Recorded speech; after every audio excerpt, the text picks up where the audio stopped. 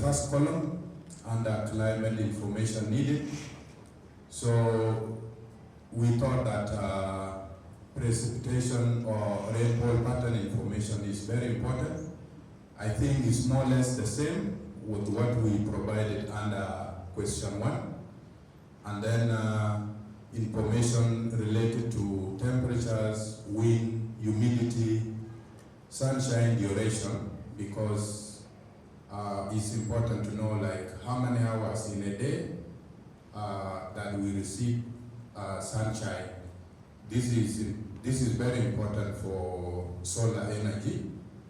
So that's why this information is very important, so that we tap on solar energy, since we don't have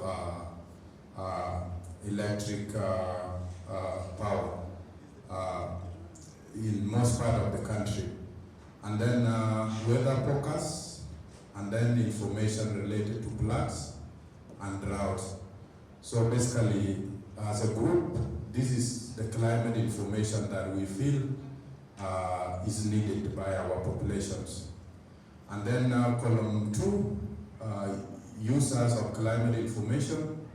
So it's a long list of them: farmers, or Ministry of Water and Irrigation, education sector, health sector, petroleum sector, because when there is floods, there is likelihood of contamination of water, and then it affects the catchment population where the oil production is happening. And then, of course, disaster management agencies, which include the Ministry of Humanitarian Affairs and Disaster Management, and then Ministry of Road and Bridges, UN agencies and NGOs, and then the civil population at the top, at the bottom of the pyramid. These people need this kind of information because they are the production force of our economy. And then research and academic institutions, and then urban and infrastructure developers or planners, because when we plan a city at the bottom of the basin and then everything is washed away during floods, that's why it is important for these people to get the information and use it well. And then third column, time needed, or when is the information needed. So we thought this should be on a need basis, where possible.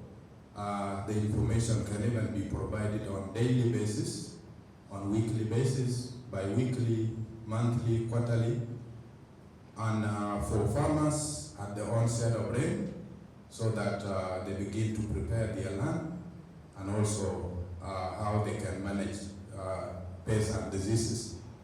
And then during rainy season also, the information is important if it can be provided. And annually, either comprehensive of all this, combined in one document and reported annually.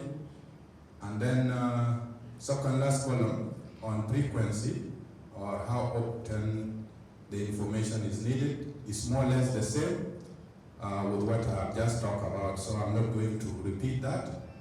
And then the last column, the format of information. I think from the presentation on the data that was collected, I think most of our communities prefer the use of local leaders, to provide the information. So community meetings, through community leaders, the chiefs, the Buma officers, and so on and so forth. And then social media, radio, communication on Sundays in churches or Saturdays, and then through the UN and NGOs, because they interact a lot with the local population, and then through mobile telephony text messages where there is network, and then through televisions, so our common one is SSBC, and then through print media, the use of newspapers for those who are able to read and write. So I'm coming to second bit of the exercise, and this is basically communication mechanism. So I think there was a lot of debate during this exercise because there were a number of gray areas, so it was difficult to distinguish exactly the difference between some of these columns.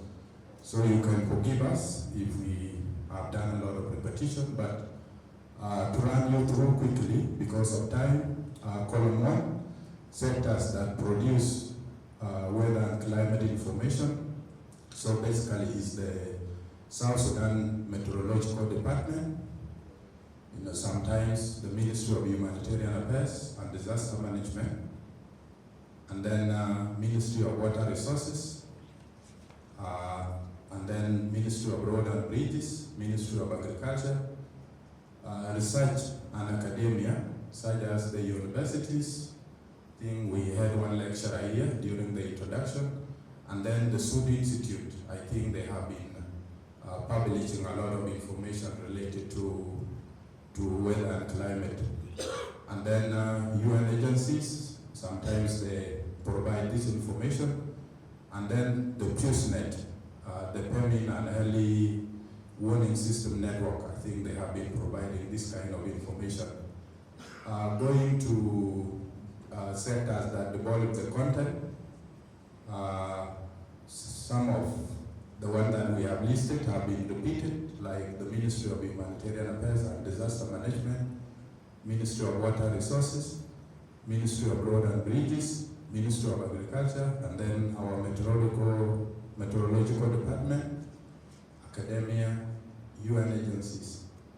And then sectors that package the information, like filtering it into a smaller comprehensive information. Ministry of Information, Ministry of, all the media houses, and then Ministry of Water and Irrigation, Ministry of Agriculture, farmer associations, community leaders, and NGOs.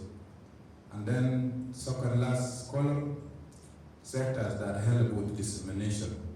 It's the same Ministry of Information, Communication and Technology, and then media houses, National Bureau of Statistics, and then Ministry of Agriculture, including state, county, and even community-based agriculture extension workers at the community level. And then UN agencies and NGOs, normally they conduct trainings to farmers at the local level. And then the users of this information, I think comprehensively, is everybody that is in this country. They need this kind of information. But we have just highlighted a few ones. The farmers, agriculture department across the board up to the boomer level, Ministry of Water, health sector, education sector, petroleum sector, disaster management agencies, INGOs, UN, and then the Ministry of Humanitarian Affairs and Disaster Management, Ministry of Road and Bridges, Ministry of Transport, because we normally use, I think, water transport basically from Juba to Upper Nile State. So they have to know the level of water in order for them to advise the transporters. And then research and academia, like I mentioned earlier on, the universities and the institutes, and then urban and infrastructure developers. And then at the bottom of it, we look at the regional and international organizations who can also provide this kind of information. So there is a Nile Basin Initiative. I think they have been publishing a lot of information. And then the ICPAC, IGAD Climate Prediction Application Center, and then the World Meteorological Organization, and then the South Sudan Meteorological Department. I think, if I'm not wrong, I'm told they collaborate with the Sudan Meteorological Department for exchange of information. And then PuseNet, also future under this. So basically, this is what we came up as a group. We are going to learn from other groups. Now, I thank you so much for listening. Thank you.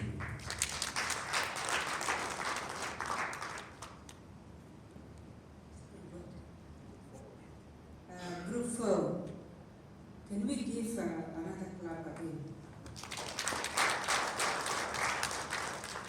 Thank you. We're going to have all the presentations. If there are more additional, then it will follow, or other interventions. Let's move to the next one. Which one is ready? One.